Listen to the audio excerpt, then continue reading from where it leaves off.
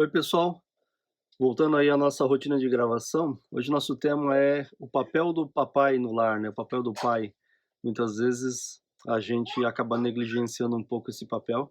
A minha ideia aqui não é a gente estar criticando o pai que não faz, mas sim que a gente possa criar algumas possibilidades e você possa talvez desenvolver no seu lar. Então, esse vídeo necessariamente é focado nas mamães, que as mamães vejam e possam conversar com seus maridos a respeito desse tema, tá? Eu listei algumas sugestões que eu acredito que sejam interessantes, algumas realmente eu acho que devem acontecer, outras foram sugestões inclusive de mães que responderam um vídeo que eu coloquei no Instagram outro dia, tá bom?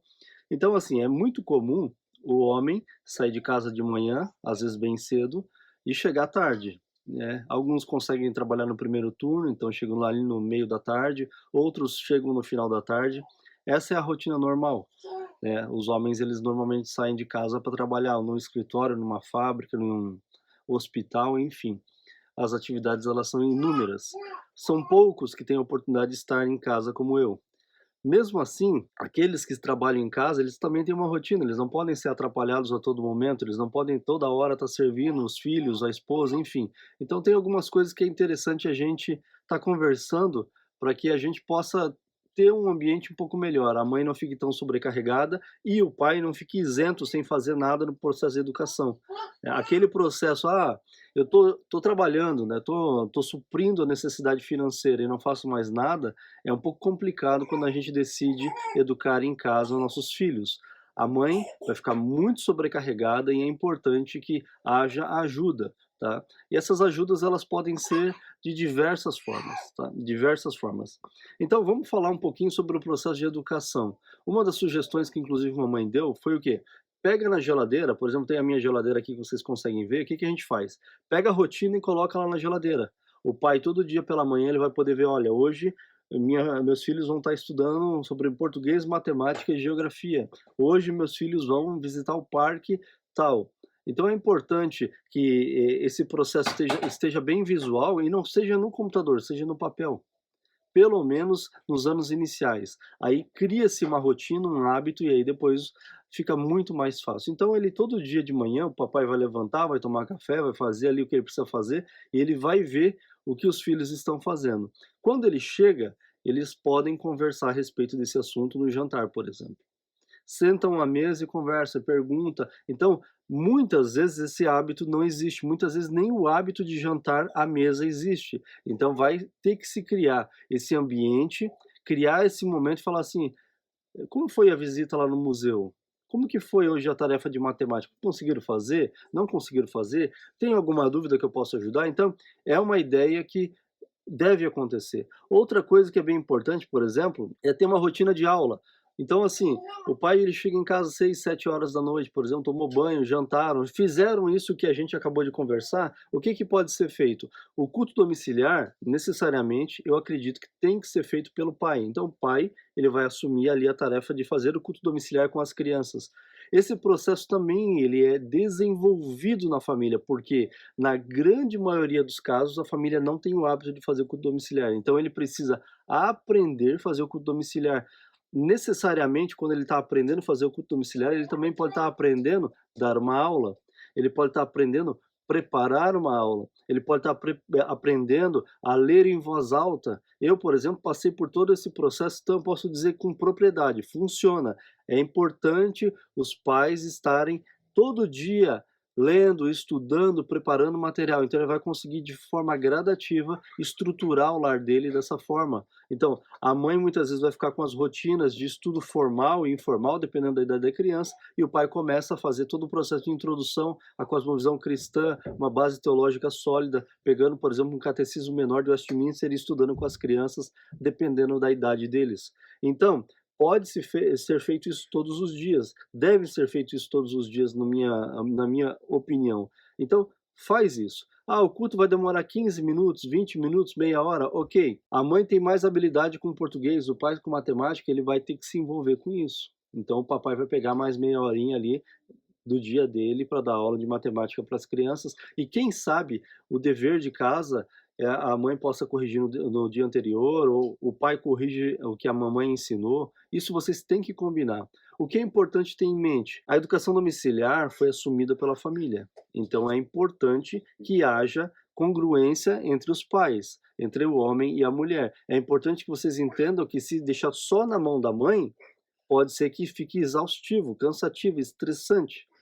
Então, o pai, ele vai ter que assumir algumas atividades. "Ah, eu não quero". Não, tem que assumir, senão fica muito cansativo, fica muito desgastante.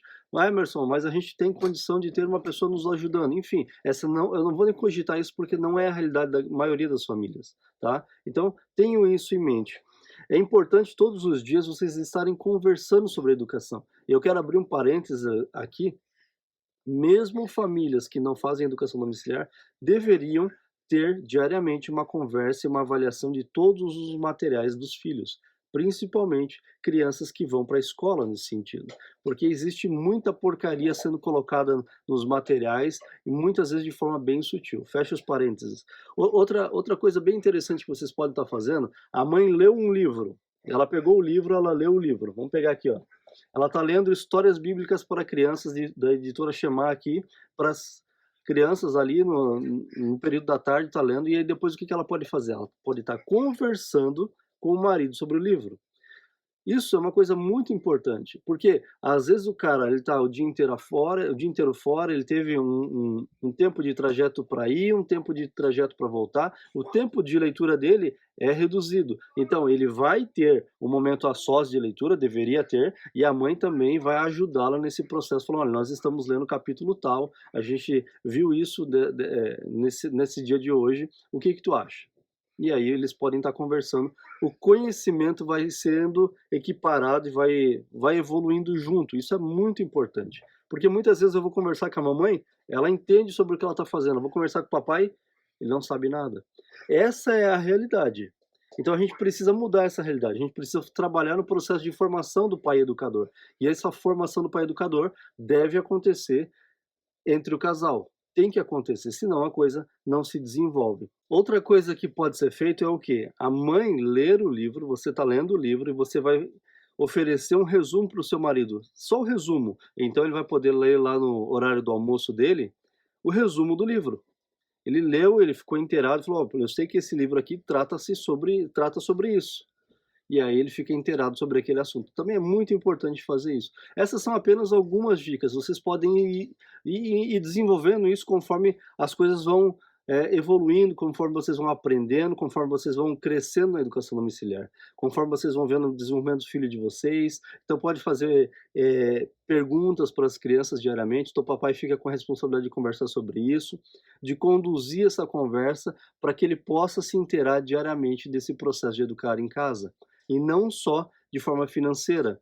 Ele pode também ajudar com a comida, com a louça, pode ajudar com as coisas de casa. Por exemplo, eu dei alguns anos atrás aquela dica de fazer xixi sentado, que a gente teve um monte de gente comentando a respeito disso, mas são dicas práticas que você vai estar ajudando na casa, vai estar ajudando a sua esposa, vai estar ajudando as crianças e vai estar se inteirando nesse processo de educar em casa. Então, mamães, tentem conversar com seus maridos, não adianta simplesmente ficar criticando e não ajudar nesse processo. Vamos pegar pela mão, então todo mundo vai caminhar junto e a gente vai se desenvolver junto nesse processo.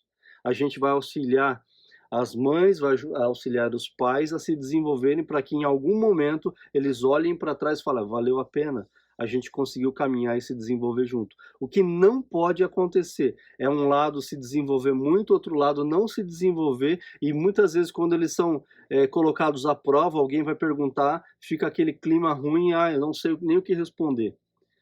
Se a gente está falando sobre educação domiciliar, estamos falando sobre a educação dos nossos filhos, é necessário que a gente assuma a responsabilidade integral. Isso significa conhecer o que está sendo feito.